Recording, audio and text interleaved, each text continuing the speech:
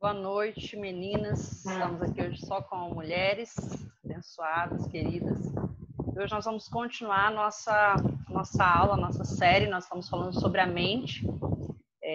Na semana passada falamos sobre o território da mente humana e sobre formas, modos de dar território ao inimigo dentro dessa mente. E hoje nós vamos falar sobre características de influência maligna na mente. Também vamos falar sobre sinais de engano. O que acontece? Tem várias maneiras de nós tratarmos, de nós falarmos sobre a mente, várias perspectivas. Também sou formada em psicologia, mas a gente está trazendo dessa vez, nessa série, de um aspecto um pouco mais espiritual. Na aula passada, quem não assistiu pode acessar lá no YouTube. Na nossa aula 1, nós trouxemos uma explicação, uma introdução falando sobre os hemisférios direito e esquerdo, qual que é a importância de cada um e a nossa busca por organizar, administrar, equilibrar essas duas esferas. Trouxemos ali um pouco de ciência e tudo, mas devido ao nosso ministério também pastoral e nossa compreensão de que o ser humano ele é espírito, alma e corpo, e que nós devemos trazer tudo isso ajustado, nesses aspectos físico, emocional e espiritual. Nós estamos trazendo essa série um pouco mais por essa perspectiva cristã, bíblica e espiritual, tá bom?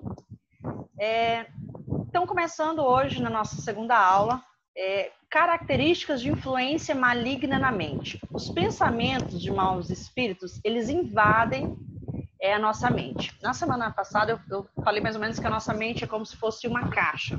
E aqui vai sendo depositado todo tipo de coisa, todo tipo de informação, todos os tipos de crenças são depositados, informações, pensamentos, e essa caixa ela vai sendo guardada, arquivada, tantas coisas dentro dela, e muitas coisas talvez que não façam sentido. Isso no contexto família, no contexto emoções, mas também a gente pode trazer para um contexto de informações distorcidas que são semeadas na nossa mente. E não só especificamente por pessoas, mas também por pessoas que estão contaminadas, que estão com vontades contaminadas, pensamentos também contaminados, distorcidos, crenças também distorcidas. E isso tudo se torna um caminho, eles se tornam, na verdade, um instrumento maligno para trazer essas sementes para a nossa mente. E nós temos essa capacidade de pensar, refletir, raciocinar. E nós devemos entender o que nós escolhemos colocar em nosso pensamento. Eu costumo dizer que nós somos muito menos independentes do que pensamos que somos. Até que nós realmente tomemos a direção disso tudo. Porque a nossa forma de pensar, ela foi construída. Ela foi formatada, de certa forma, e hoje nós pensamos dessa forma. Então, se cada nível de pensamento, ele tem uma estrutura, ele tem uma história, ele tem um contexto, e hoje ele tem aqui os frutos, os resultados da nossa vida, a nossa vida ela é resultado, ela é fruto daquilo que pensamos, da forma como pensamos. Porém, como um território, como um terreno, como uma terra que é a nossa mente, e tudo aquilo que é semeado vai frutificar, podem existir os invasores dessa mente. Os invasores é tudo aquilo que está fora desse campo mente e que tenta invadir. E esses invasores são pensamentos fora da nossa escolha ou do nosso controle. Quem nunca, de repente, falou assim, meu Deus, da onde que veio esse pensamento? De onde surgiu, esse raciocínio, essa concepção aqui, Onde nasceu isso? E se nós não tivermos um filtro, se nós não tivermos uma percepção, um discernimento, essa seria a palavra, nós não vamos abortar esses tipos de pensamentos que aparecem, surgem como pensamentos intrusos, tá?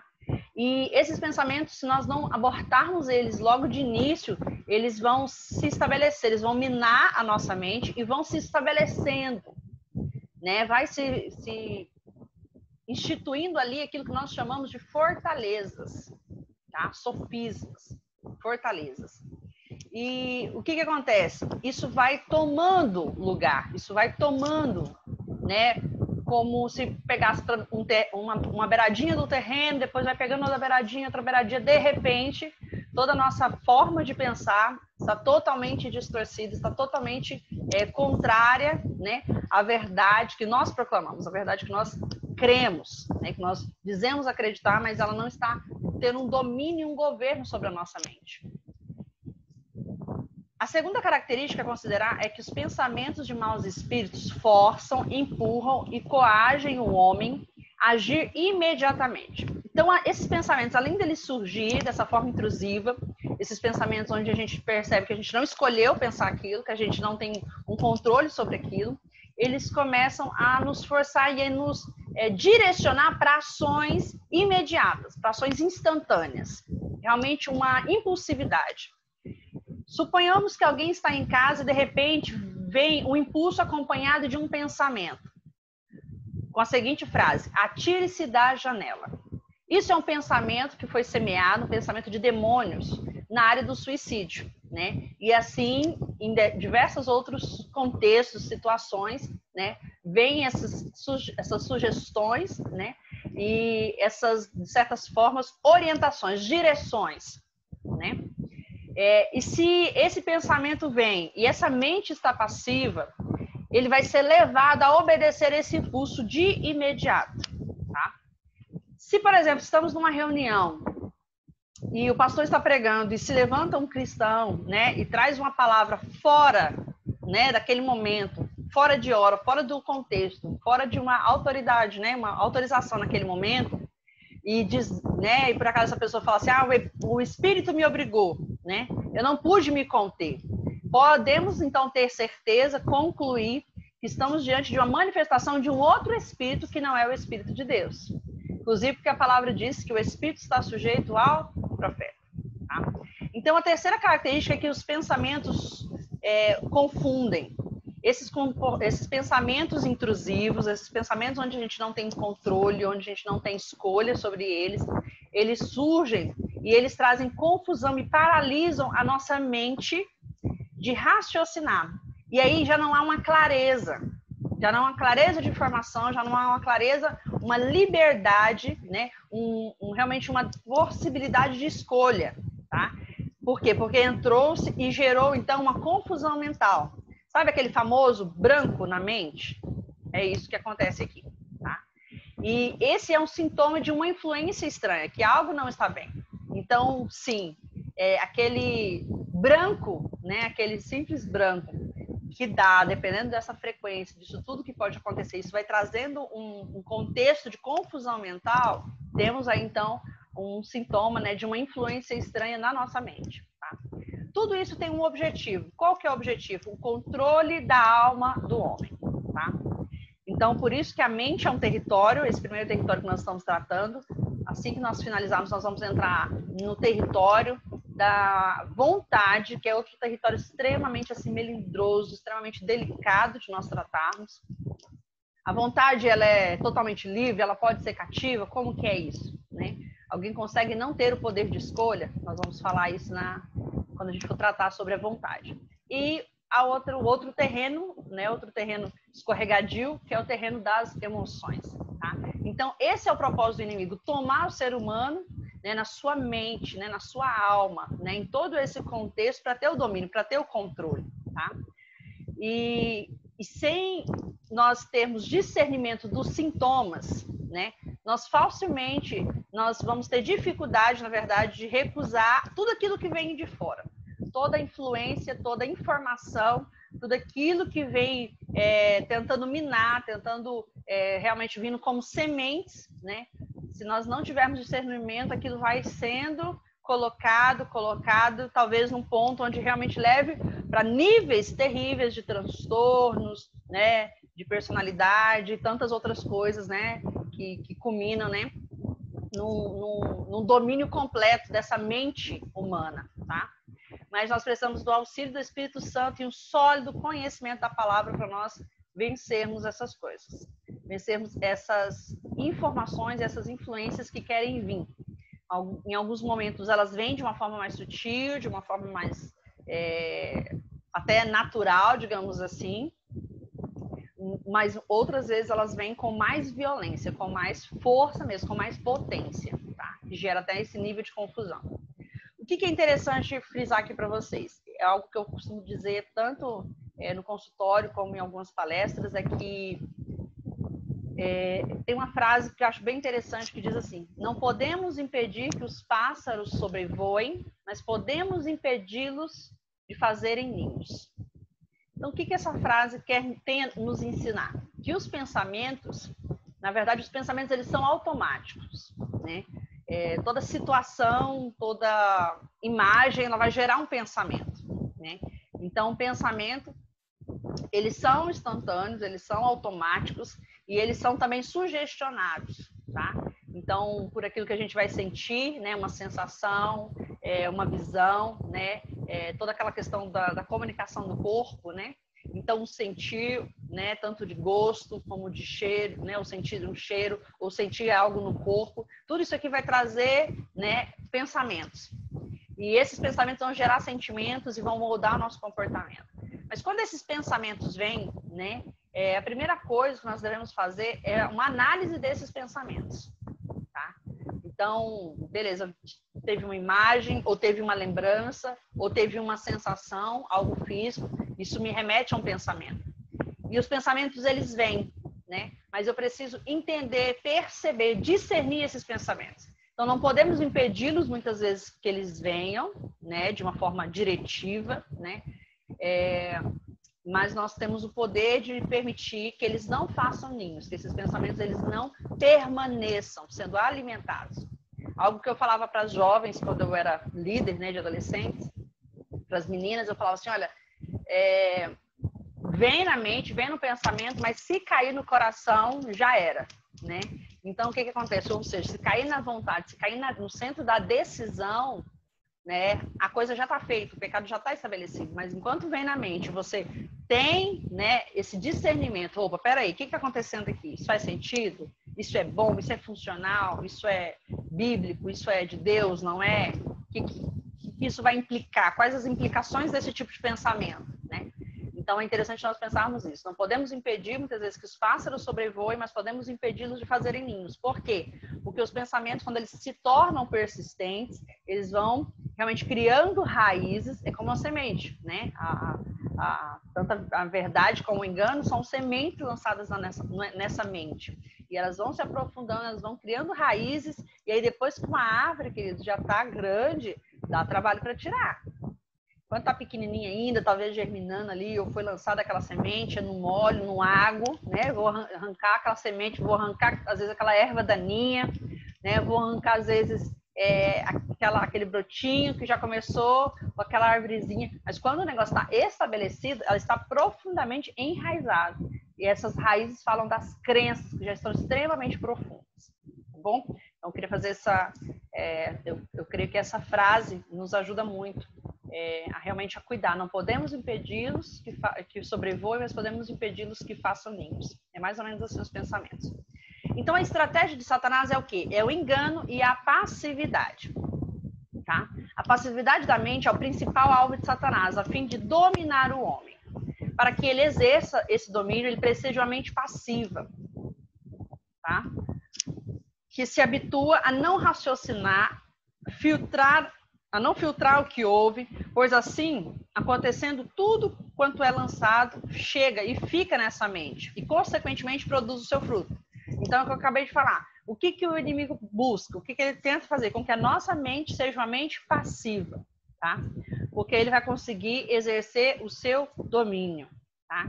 Então, uma mente que se habitua a não raciocinar, a não filtrar o que ouve, a não realmente parar e fazer análises, a realmente, poxa, isso que falaram para mim.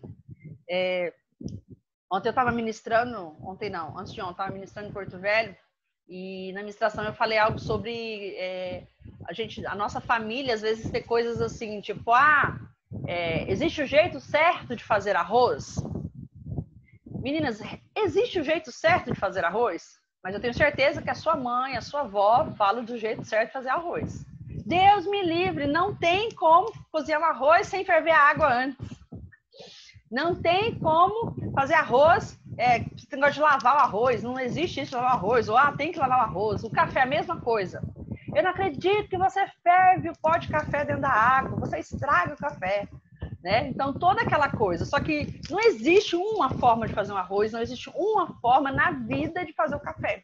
Existem as formas, né, que cada família faz, só que aquilo vai sendo passado de geração em geração como verdades. E aí, o que acontece? Isso chega na nossa vida, isso chega na nossa história, quando é a nossa vez, né, de ser dentro dessa família, a gente pega aquilo ali como uma verdade absoluta. E eu estou dando um exemplo aqui de arroz e de café, mas não é sobre isso que eu estou falando. É sobre tudo, entendeu? Então, para algumas famílias, expressar emoções é extremamente desnecessário. É desnecessário, talvez feio, talvez, né, você está mostrando fraqueza, você está se mostrando, né, vulnerável, então isso não é bem visto, né? E aí a gente vem com essas crenças e a gente vai transmitindo geracionalmente essas crenças, né? Então, é algo aqui para se pensar. Se nós nos habituamos a não pensar, por quê? Porque alguém já pensou por nós. Quantas coisas você não pensou por você mesma? Quantas coisas você nunca escolheu, nunca decidiu? Isso simplesmente foi vindo e foi ficando e foi sendo assim. E aquilo foi sendo tido como uma verdade. Só que não é uma verdade, não é aquilo, não é algo que faz sentido para você, que você construiu a partir da sua concepção, tá?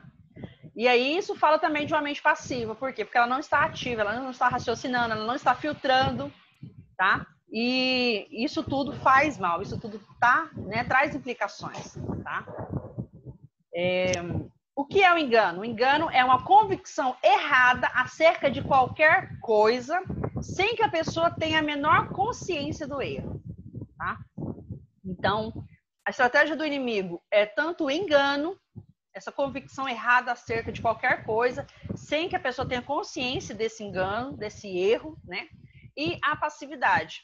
Então, assim, eu não penso, eu não raciocínio, eu não filtro, eu não reprogramo, eu não coloco isso em pauta, né? Eu realmente não penso e analiso essas questões, eu simplesmente sigo os protocolos, tá? Sigo aquilo que foi me colocado, né? Não decido, né? Então, essa passividade vem tanto na mente, como na vontade e também nas emoções, tá? A gente vai estar falando depois cada uma delas dentro de cada tema. Mente, vontade e emoções. Até mesmo certos ensinos bíblicos que são tão importantes como a rendição do nosso eu a Deus e a nossa morte em Cristo podem ser levados a extremos e degenerar em passividade da mente, da vontade e do corpo. Satanás quer um homem passivo, escravizado à sua vontade, para que possa facilmente manipulá-lo.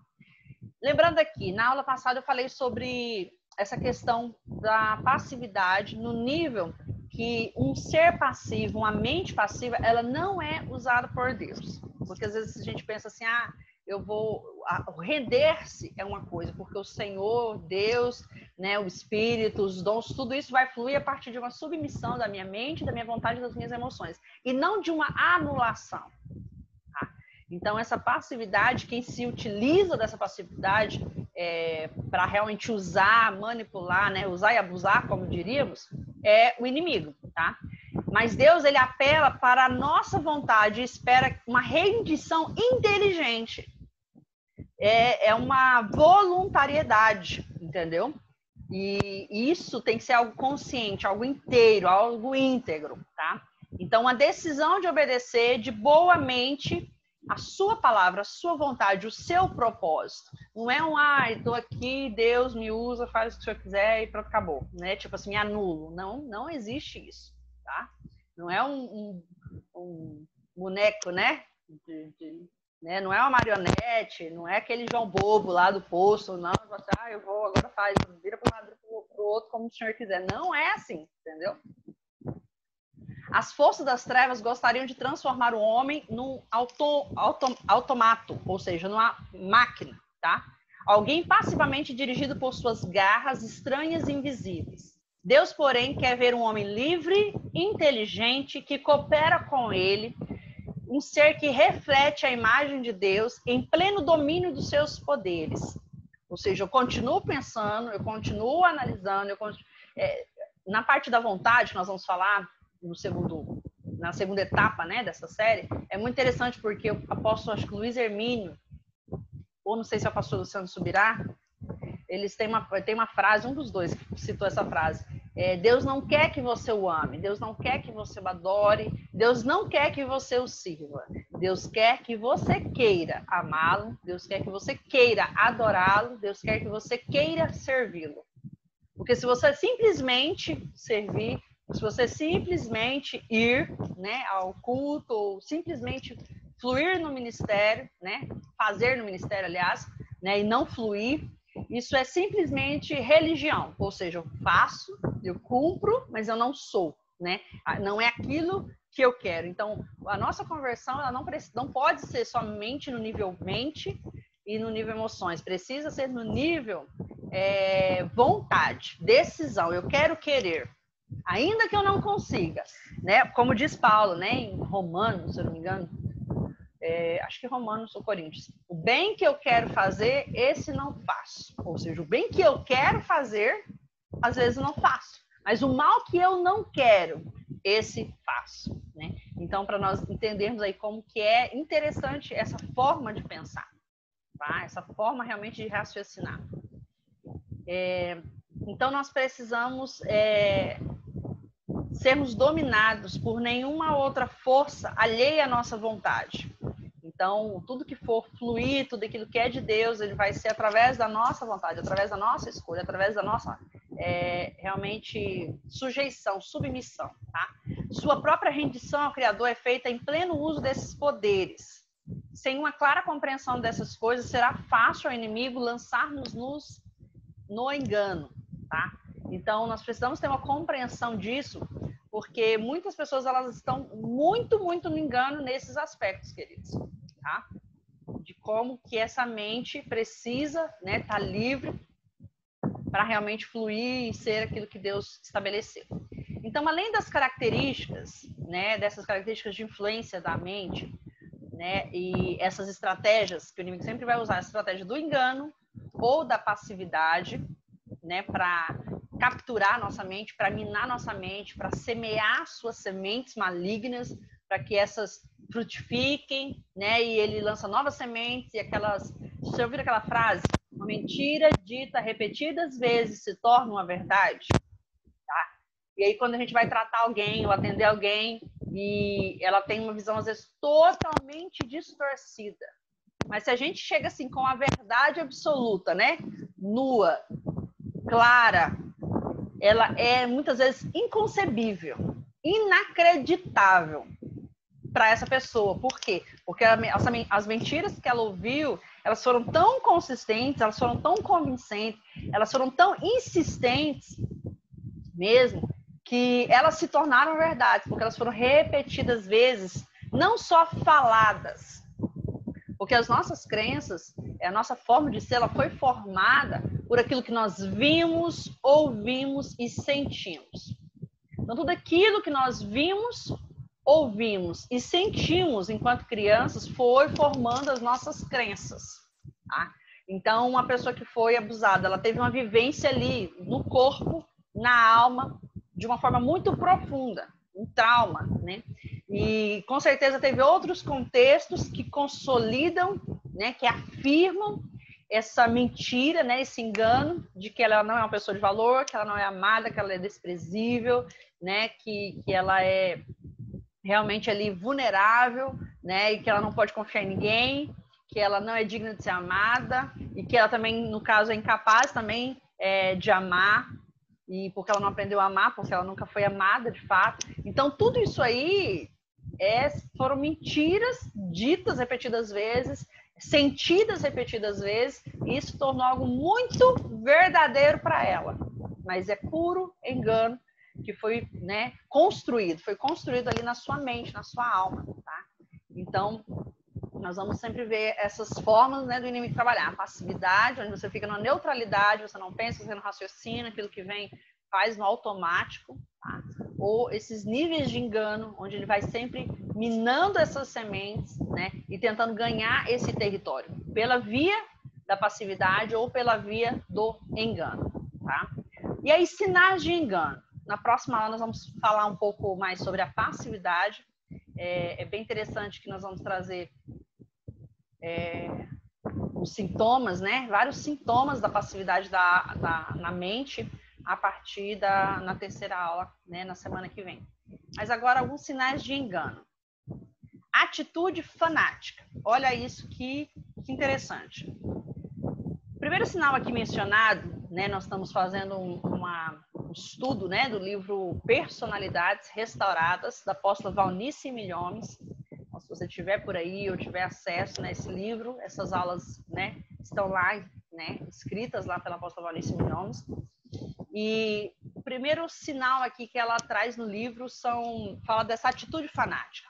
Um espírito fanático é o primeiro sinal de alerta em relação ao engano. Ele se manifesta com muito entusiasmo e energia, mas fechado para raciocinar. Por quê? Porque ele é muito duro, ele é dogmático, ele é muito inflexível, tá? Então, o espírito fanático é aquele que não consegue ver as coisas por um outro ângulo, por um ângulo mais aberto, tá? Muitas vezes, desde a infância, a pessoa ela recebeu uma orientação e passa a viver a vida sem questionar a vida, sem questionar nada, tá? E se ela ouvir algo diferente, ela se fecha, ela fecha a sua mente. E aí ela rejeita veementemente qualquer coisa que fuja daquela forma dela pensar, tá? Então, isso aqui é bem interessante para a gente ver, onde há muita rigidez, onde há muita inflexibilidade, onde uma opinião diferente que venha, ela é totalmente ignorada, ela é totalmente rejeitada, a pessoa não se propõe, de maneira alguma, a refletir a respeito de algo, né, que ela possa perceber que aquilo talvez seja diferente.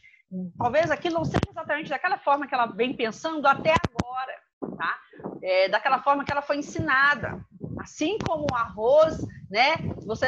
Aquela questão de dizer, não, é esse jeito, pronto e acabou. Não existe uma outra forma de fazer arroz, não existe uma outra forma de fazer o café, né? Coar não, é desse jeito, é assim, assado. Então ela fica realmente muito fundamentada naquela forma. Tá? Naquela crença, naquela forma de pensar, e ela não abre a sua mente para nenhuma outra possibilidade. Tá?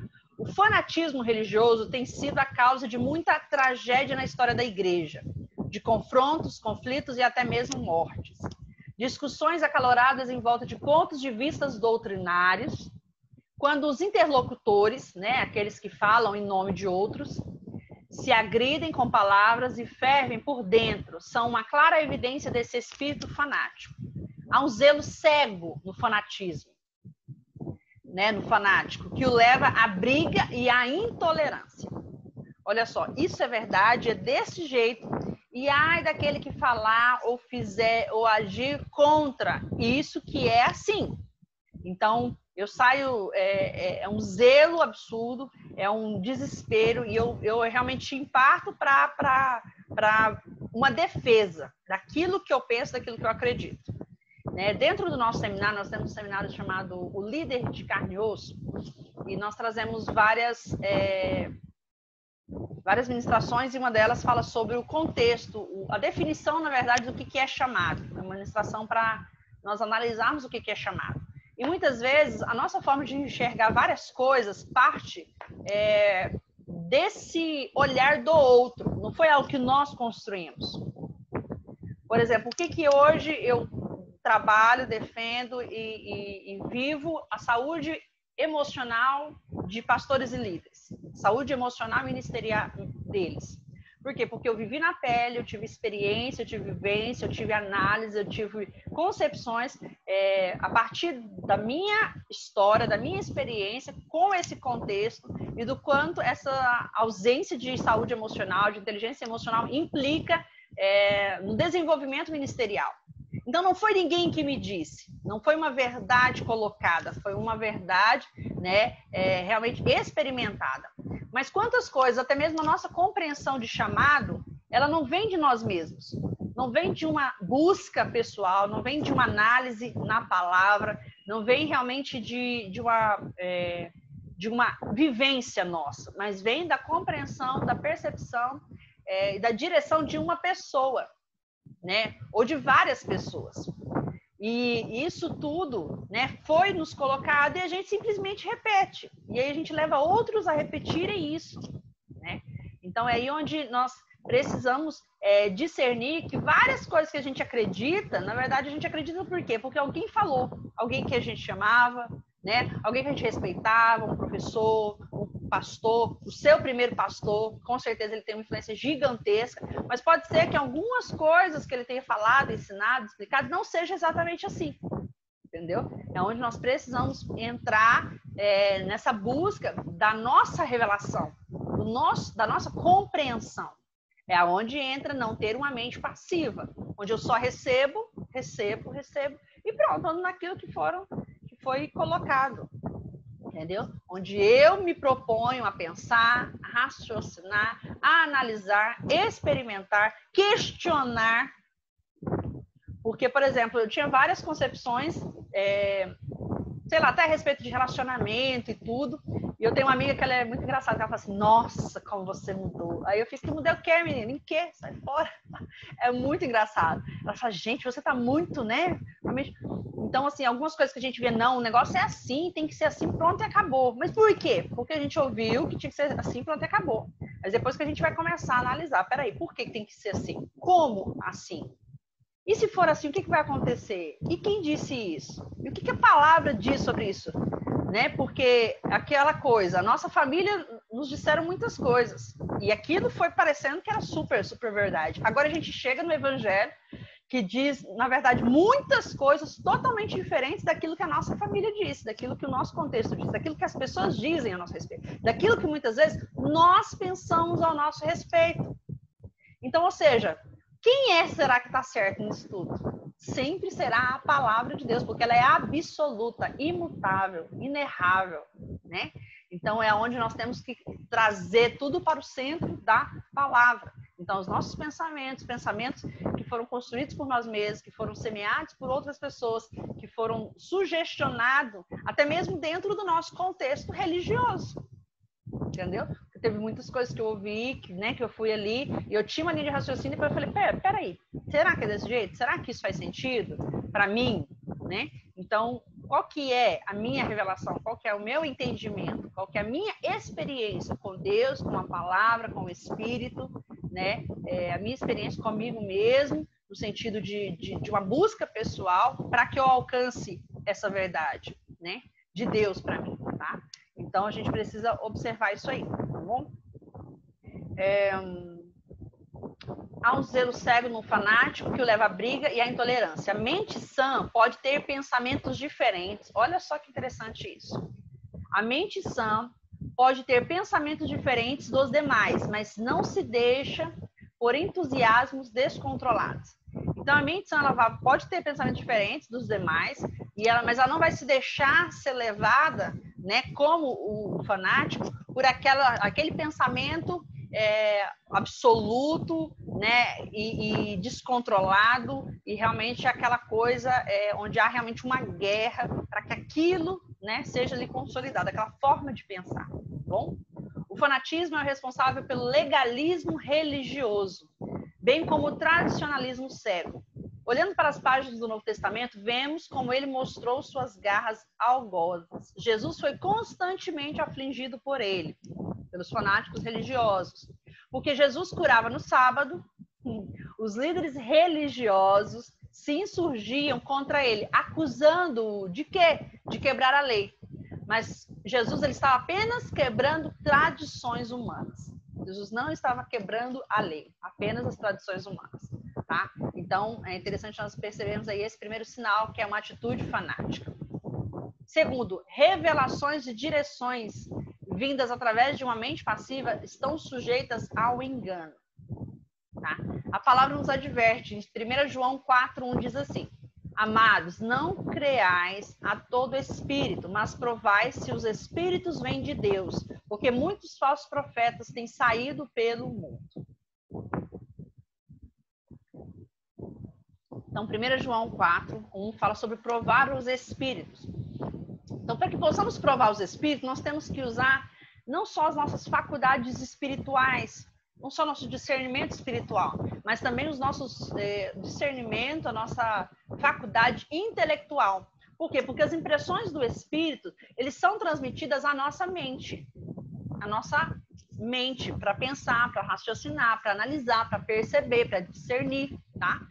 Então, compete analisar à luz da palavra escrita e todo esse processo acontece na nossa mente, tá? E ali a gente vai ver o quê? A necessidade de uma mente ativa para que isso aconteça. Então, se a mente ela não está ativa, se a mente está passiva, a mente passiva ela é na verdade um berço propício para os enganos, tá? E quando fala aqui de provar os espíritos, então é necessário uma mente ativa para que eu consiga analisar, para que junto com a palavra escrita, a palavra de Deus, eu possa perceber, eu possa analisar, eu possa questionar, eu possa realmente tentar discernir ali o que está acontecendo, se aquele espírito é de Deus ou se não é de Deus, tá bom? E aí a gente vai entender a necessidade dessa mente ativa. Se isso não ocorre, todo tipo de engano não vai ter dificuldade, vai vir e vai se filtrar, entendeu? Então precisa perceber, porque muitas vezes a gente pode receber uma direção parecendo ser uma direção divina e não ser, tá? E aí a gente vê, meu Deus, problemas em cima de problemas. A gente vê situações e mais situações extremamente delicadas, queridos, por causa de palavras, por causa de profecias, por causa de conversas, né, de coisas, né, enganos que foram infiltrados ali, mas não está uma mente ativa, não está uma mente trabalhada aqui em pensar, raciocinar, discernir, né, e perceber, e aí encontra esse terreno fértil, né, para o engano, e aí a gente vai ter vários problemas, várias problemáticas em relação a isso, por causa disso. Tá? Há quem julgue que não se deve questionar aquilo que parece ser revelação de direção espiritual. Vamos lá, queridos. Nós precisamos entender que às vezes a gente pode ainda ter esse pensamento. Se eu receber uma profecia de alguém, eu devo aceitar, é de Deus. Se eu estou dentro da igreja, né, se essa pessoa é uma pessoa de Deus, logo essa profecia é uma profecia de Deus. Acontece que pecar, nós acabamos o quê? Pecando contra o mandamento, que é o mandamento de provar todos os espíritos, tá? Todos os canais são canais humanos. Então, independente de quem seja, o homem de Deus, mas fulano só vive em jejum, fulano só vive no monte, mas são canais humanos, e por mais usados que sejam por Deus, são imperfeitos e são passíveis de agir em algum momento pela alma, tá? E não se pode aceitar cegamente uma palavra, uma revelação, uma direção, sem primeiro nós testarmos a luz da palavra. Quantas confusões, quantas problemáticas, nível de família, nível de ministério, nível até, às vezes até de mudança de cidade, por causa de palavras, direções, revelações, que não foram testados à luz da palavra, tá?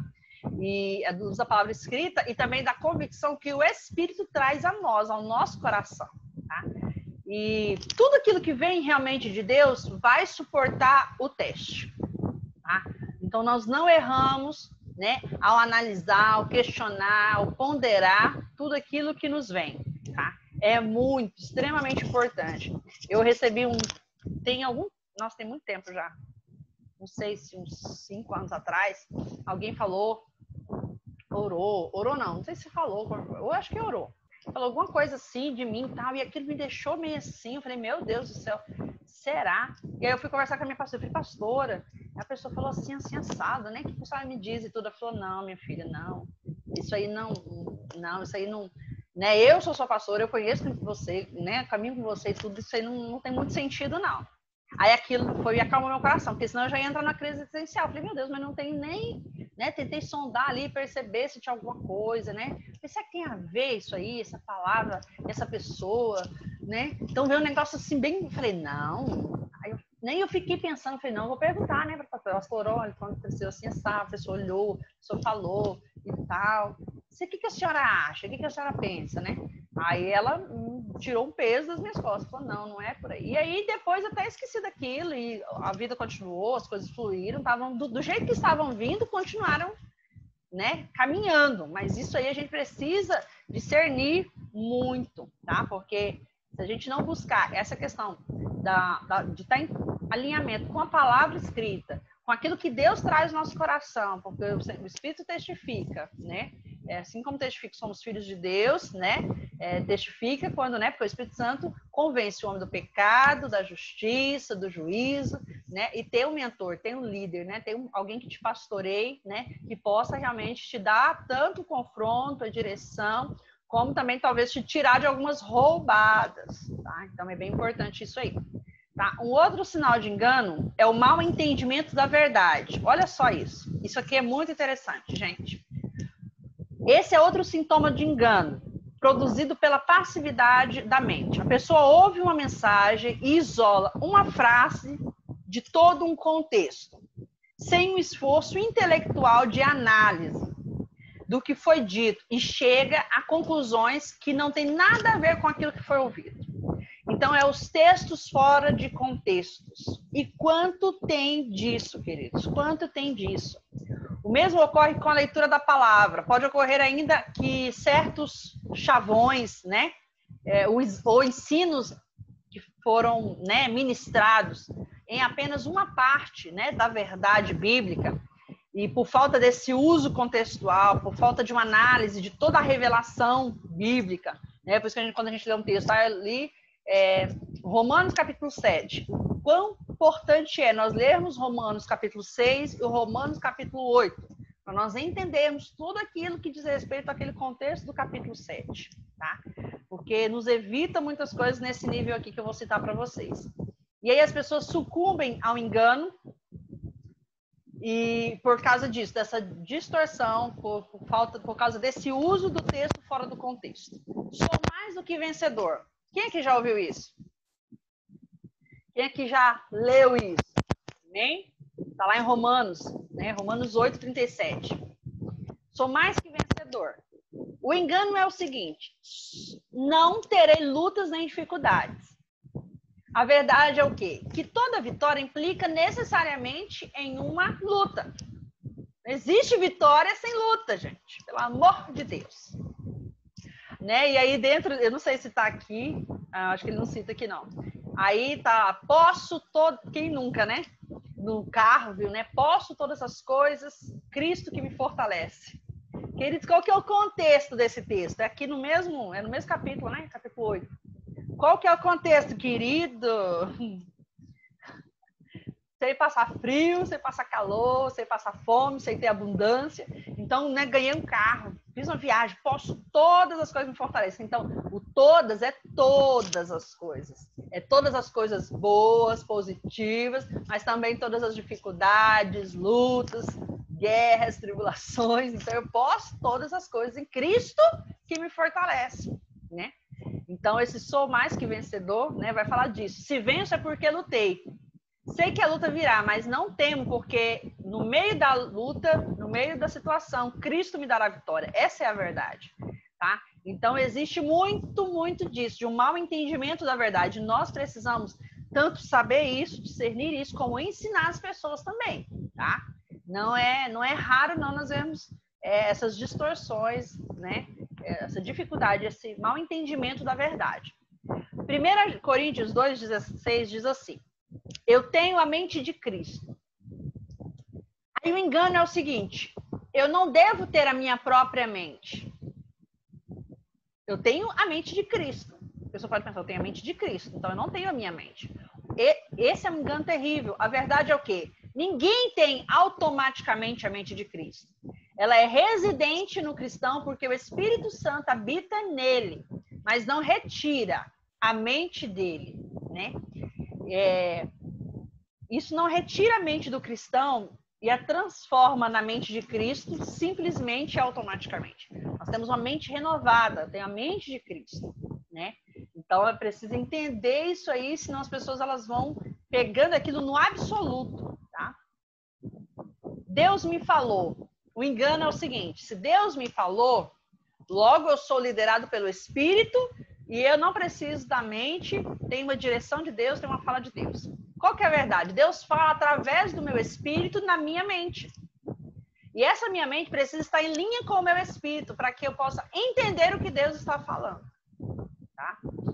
E aí a gente vai entrar aqui numa outra parte que complementa isso aqui. A verdade não equilibrada com outras verdades se torna um erro.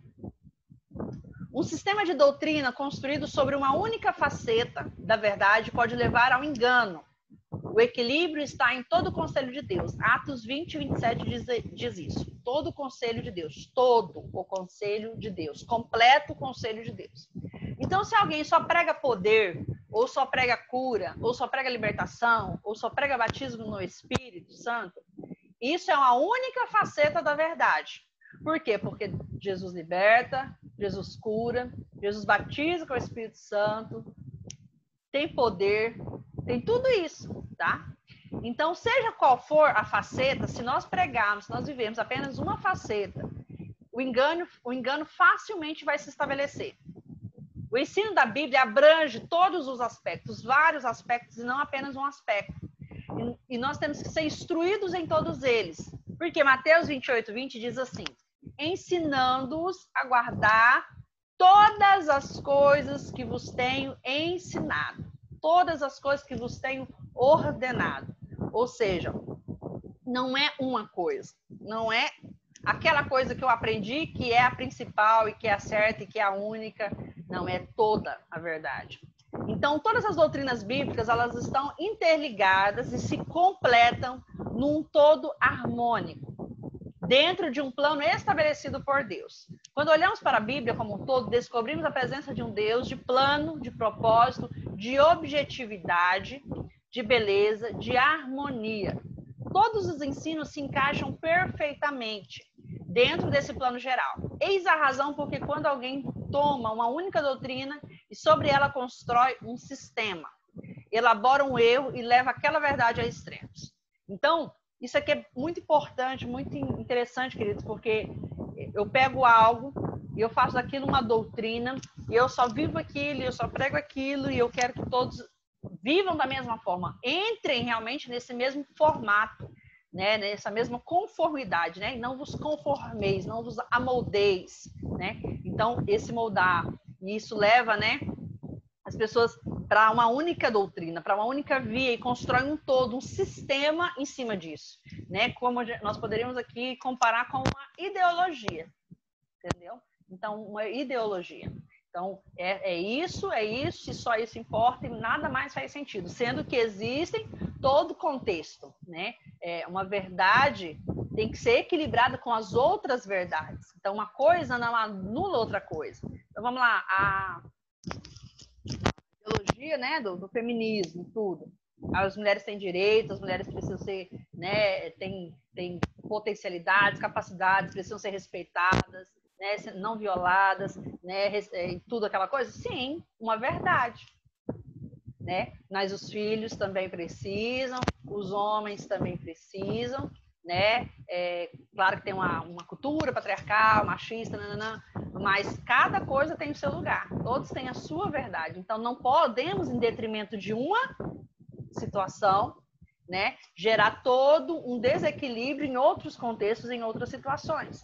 Tá? Então, da mesma forma, dentro de uma doutrina bíblica, né, o Espírito Santo batiza, né, nós não podemos fazer disso a doutrina principal e andarmos só, né, centralizados nisso. A nossa centralidade precisa sempre estar em Cristo, tá?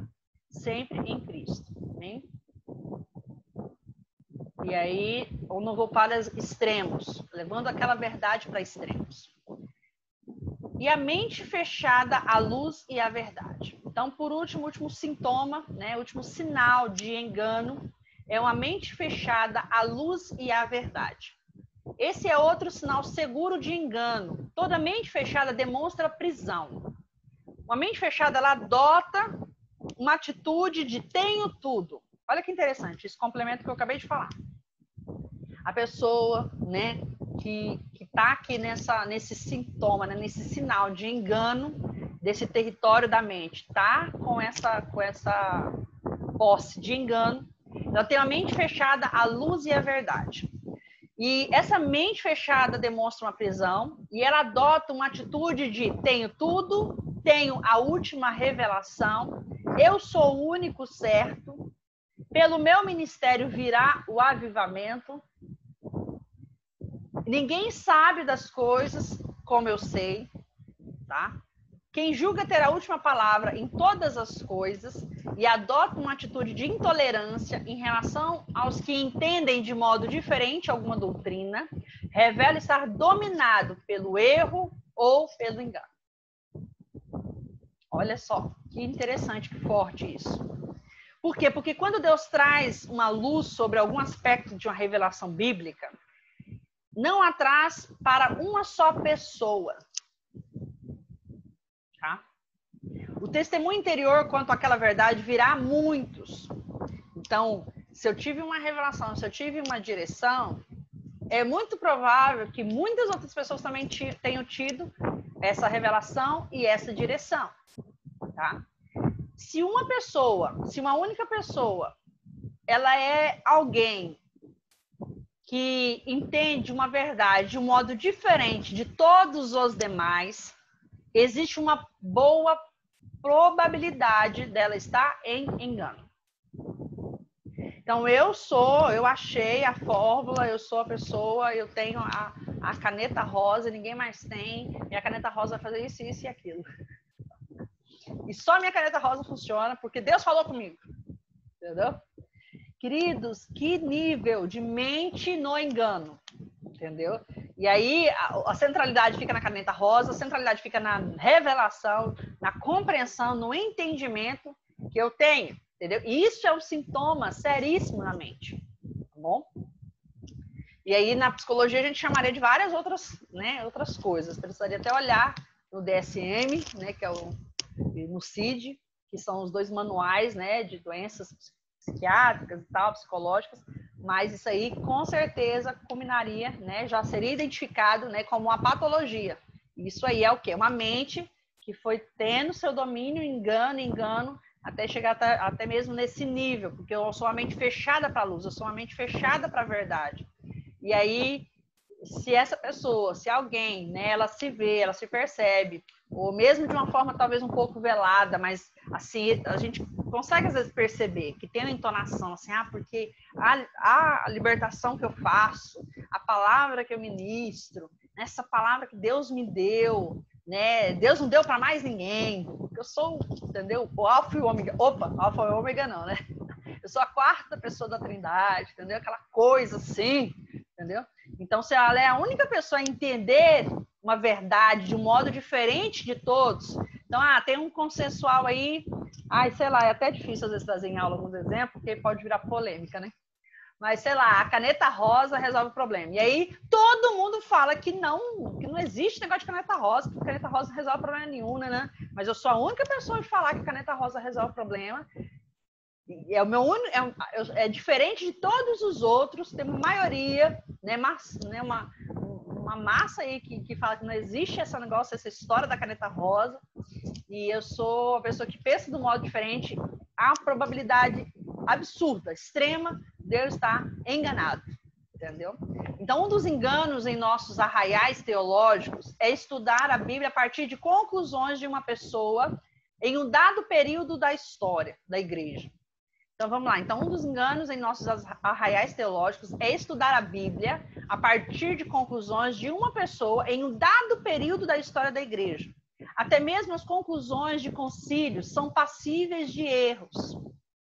Existem vários ensinos que têm sido passados de geração em geração a partir dessas conclusões. Contudo, qualquer comentário bíblico, qualquer livro, qualquer compêndio teológico revela apenas o entendimento daquela pessoa que o escreveu e seu nível de experiência na fase da vida em que ela escreveu.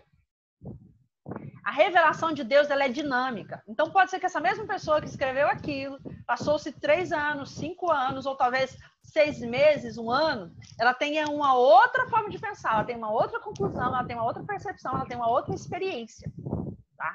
Então, isso é interessante. Nós percebemos que a revelação de Deus ela é dinâmica. O mover do Espírito é dinâmico e nós temos que acompanhá-lo.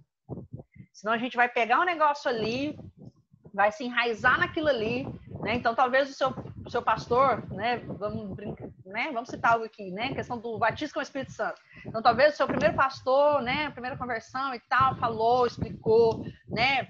Trouxe todas as informações bíblicas, teológicas, os exemplos, textos e contextos, falando que não, o Espírito Santo, a língua que era dada, eram os idiomas, né? Para o evangelismo da época, tal. Beleza. Mas você não sabe, né? Qual foi o pensamento dele depois, qual foi a experiência dele depois, né? E talvez você ainda esteja ali, ainda com aquele pensamento enraizado naquela ideia, que nem é uma ideia sua, que nem é uma busca sua, nem é uma revelação sua, não é nem uma experiência sua com Deus, é uma revelação a partir de outros, né? E talvez nem esses outros estejam mais nessa forma de pensar, né? Então, quantos, né? Só trouxe essa questão aqui, né, do batismo com o Espírito Santo, foi algo, né, que é muito comum da gente ver, né? Isso gera atritos, isso gera, né? Ou dependendo do discernimento da sabedoria das pessoas, nem levam isso mais, nem consideram isso mais pauta, né, para discussão, porque tem a sua forma de pensar, de ver cada um, então tem que respeitar. Mas é um exemplo assim, bem claro nessa questão de ter uma forma, e aí muitos desses que tinham isso bem claro, bem consolidado, depois tiveram experiências tremendas com o Espírito Santo, então tudo aquilo se desconstruiu, tudo aquilo nem faz sentido mais, né? Então a gente precisa entender isso, que a revelação de Deus é dinâmica, o mover do Espírito é dinâmico e nós precisamos acompanhá-lo, senão nós vamos estar nisso, nessa mente fechada, nessa mente cauterizada, nessa mente, né, com esses enganos dominando, né, realmente nos limitando dentro daquilo, né, que nos está proposto em João, né, que é vida e vida em abundância. Amém? Então, essa é a nossa segunda aula. Na próxima aula nós vamos falar sobre os sintomas de passividade na mente. São vários sintomas assim bem interessantes para a gente citar: falta de concentração, perda da habilidade de comunicação, dificuldade de raciocinar, insônia, imaginação descontrolada, vários sintomas de passividade que a gente vai falar na próxima aula. E depois a solução de Deus para a passividade. Tá bem legal a próxima aula. Não perde não. É a nossa continuação, tá bom? Alguém gostaria de perguntar alguma coisa? Pode abrir o seu áudio, pode perguntar, tem uns minutinhos aqui para alguma pergunta, para alguma colocação, né? Se você tem algo para acrescentar, para posicionar também. Como eu brinco, pode ser um de cada vez, não tem problema. Vou abrir o áudio de vocês não abrem, tá?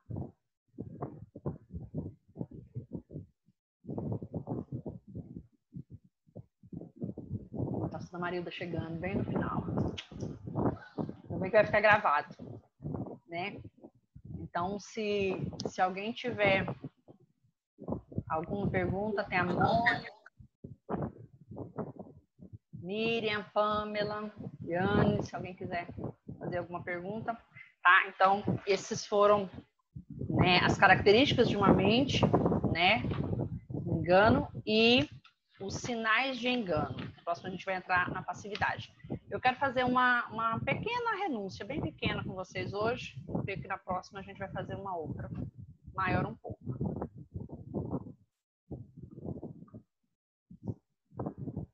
Tá? Façam comigo, repitam comigo, em nome de Jesus, essa renúncia aqui. Fala comigo, Pai. Eu vou abrir o áudio aqui, para que eu ouça vocês repetindo aqui. Fica mais fácil.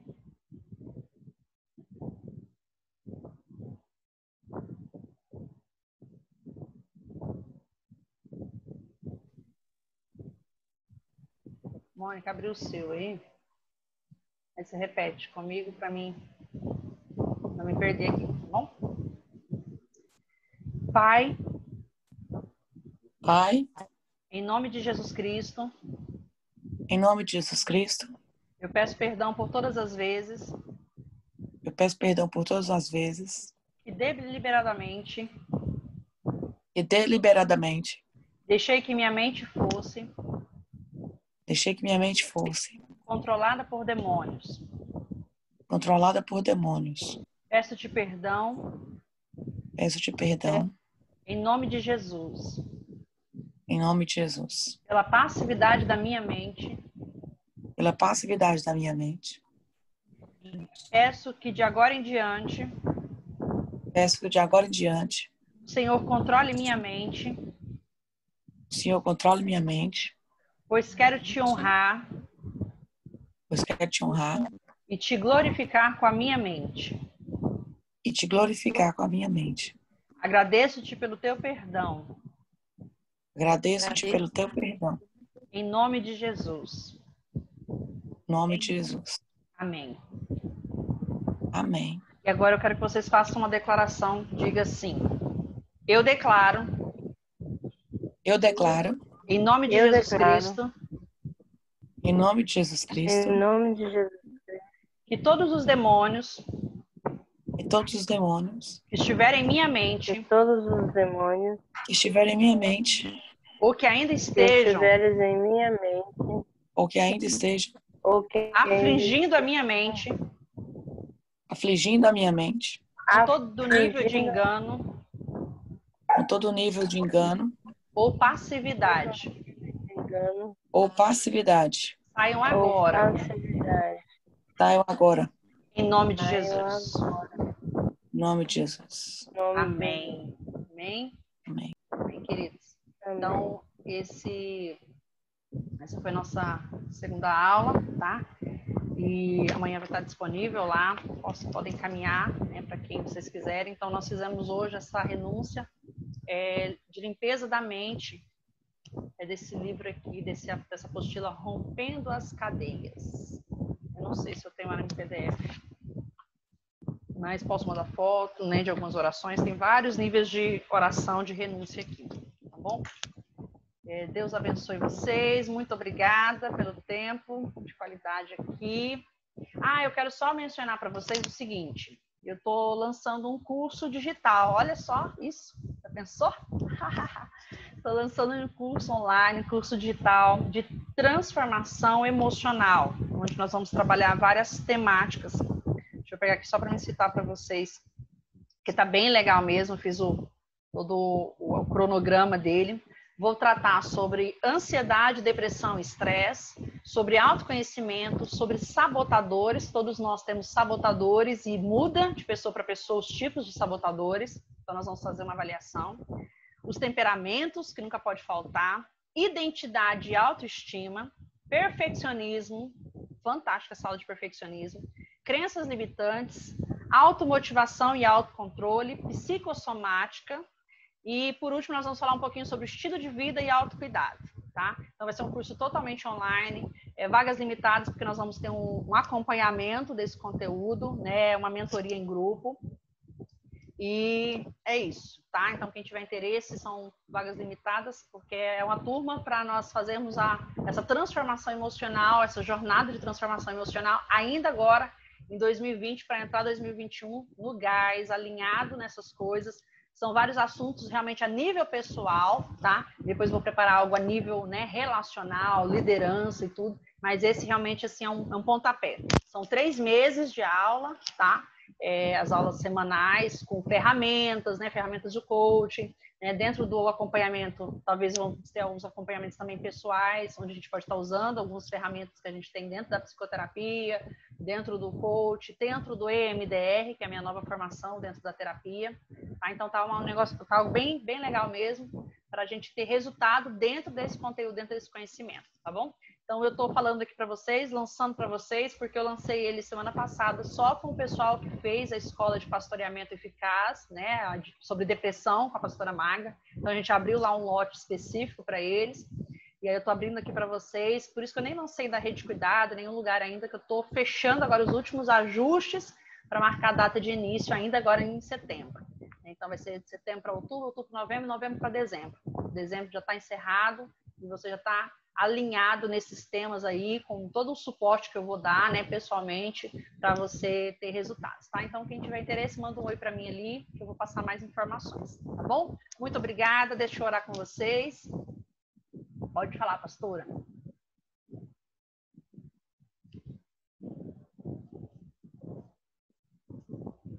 297, pastora.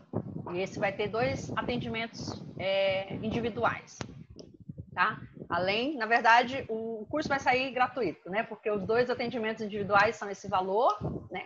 E aí a gente parcela também, não tem problema não. A gente realmente quer um legal de valor, porque aí nesse atendimento individual a gente vai tratar algo específico seu dentro com alguma dessas ferramentas, né, que a gente tem disponível, e também dar um aceleramento no conteúdo, né? Então não vai ser só a aula, né? Vai ter um acompanhamento dentro desse conteúdo. O conteúdo tá bem legal mesmo, vai ser bem dinâmico, tá bom? Então é isso, vamos orar, tá? E aí eu vou, depois que tiver pronto, arte, essa coisa toda, porque são poucas vagas, já tem várias preenchidas, e acho que tem algumas ainda que eu vou liberar mais algumas. Aí depois eu mando para vocês também, para vocês dar uma divulgada, ver alguém, né, que acha que vai ser legal esse conteúdo, a gente está aí à disposição, amém? Vamos orar. Pai, eu agradeço por essa noite, eu agradeço porque o Senhor tem nos conduzido dentro da tua verdade, da tua palavra, para que nós sejamos mais livres, Pai, em toda a nossa forma de ser, de pensar, de existir, de decidir, de sentir. Deus, eu te agradeço, Pai, porque o Senhor é um bom Pai e o Senhor tem zelado por nós. E eu peço que o teu Espírito Santo venha ministrar o nosso espírito durante essa semana, Pai. Que todo nível de engano, todo nível de passividade que ainda existe em nós, que o Senhor venha nos limpar, que o Senhor venha nos transformar e que nós venhamos ser ativados e posicionados, Pai, para ter uma mente ativa no teu reino. Deus, que todo nível de engano que foi construído, que foi alicerçado dentro de nós, que foi toda distorção da verdade que foi semeada na nossa mente, nós pedimos perdão, nós renunciamos, nós rejeitamos em nome de Jesus. Pedimos que o Senhor nos ajude, Pai, a limparmos a nossa mente, a transformarmos a nossa mente segundo a Tua palavra, segundo a Tua verdade, segundo, Deus amado, as verdades do Teu reino, Pai. Em nome de Jesus nós oramos, nos submetendo ao Senhor, Pai. E intencionalmente, Pai, nós aceitamos o processo de transformação, aceitamos o processo de purificação, de limpeza da nossa mente, Pai. Nós nos desconectamos de toda influência maligna, nós rejeitamos toda semente maligna, Deus, que foi lançada em nós. Que o Senhor limpa, Pai amado, em nome de Jesus, a nossa memória, todas as conexões neurais. Deus, limpa-nos, Pai, em nome de Jesus, em todas as sensações, em todas as lembranças, memórias, raciocínios, toda construção de mentalidades, Deus, dentro de nós, Pai. Que o Senhor vem estar limpando e purificando agora com o teu sangue poderoso, Pai. Em nome de Jesus, nós cremos, pela fé nós oramos, Deus, e declaramos que temos uma mente santificada, renovada, limpa pela tua palavra, que é água que limpa, limpa pelo teu sangue purificador. Em nome de Jesus, eu declaro que nós, as tuas filhas que estamos aqui, começaremos a experimentar de mais e mais liberdade em nossa mente, Pai, para entendermos o teu reino, entendermos a tua palavra, entendermos os teus princípios, entendermos e ouvirmos a tua voz, Pai. Em nome de Jesus, eu declaro, eu creio, em nome de Jesus, esse é um decreto divino, em nome de Jesus. Amém e amém. Amém. Amém, queridas? Muito obrigada. Beijos, boa noite. Estou à disposição lá no PV. Se precisar de mim, só chamar. Até terça-feira que vem para a nossa terceira aula, tá bom? Shalom, shalom.